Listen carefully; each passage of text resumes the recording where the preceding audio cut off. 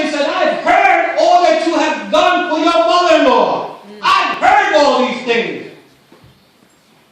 She didn't go there. Somebody else was speaking on her behalf. You understand what a testimony is? A testimony is you don't have to go parading with a flag what you do. A testimony is you do what God wants you to do, and you keep it moving. You do it for the Lord. You don't do it to be a people pleaser. You do it to be a God pleaser. We don't chase people, we chase God. What happens in the churches today, we're running a popularity contest to see who can do what.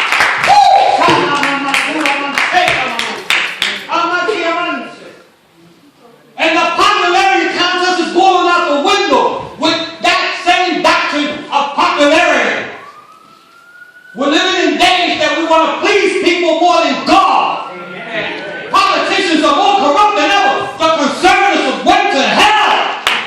The Republicans are now saying we will marry women with women and men with men. I won't touch neither one of them. God said it's an abomination to him. It's an abomination to me.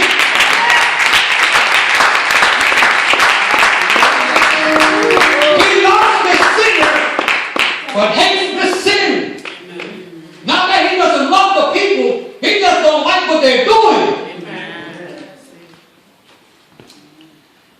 She understood that God was giving her favor because she was in a foreign land. She's a foreign woman. She's not even part of them. But God was doing amazing things through this woman. He brought her into a place full of grace and favor of God, that people, even though they didn't know her, they saw the good works in her, and they were going to bless her. So he told her, don't go anywhere else. And I already told all my workers, they better not even put their hands on me. He gave a warning, don't even touch her. And it's amazing how God starts covering her, and she's not even part of the family. How God put a covering over her, and she's not even a Jew. You ever get around some folks, and just because you don't look like them, right away they make you feel very uncomfortable. You're like, oh, I've been there. I'm speaking from what experience have taught me. I've been in places where people have made me feel so uncomfortable. I mean, like, oh God, why did you go? People can do that to you. Listen, I've been around a little while.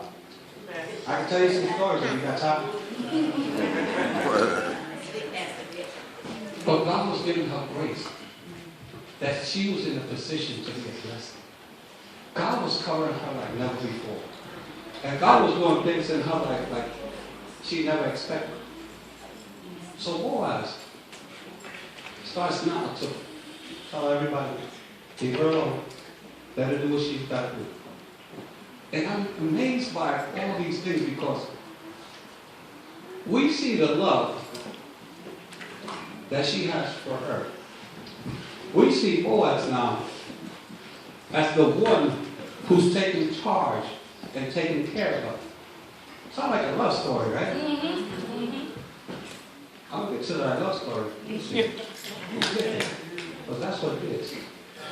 It said that Naomi said, oh, wait. She said, I was in the field. What field? She wasn't in any field. And she told Naomi, I was in Boaz's field. She goes, in Boaz's field? Naomi said, okay, we're getting good news now. How many said we're getting good news? Getting good news. She said, he is my relative. Listen, this is good. Naomi's probably saying, I have no clue what you're talking about, but okay. I'm entertained what you're saying. He's my relative.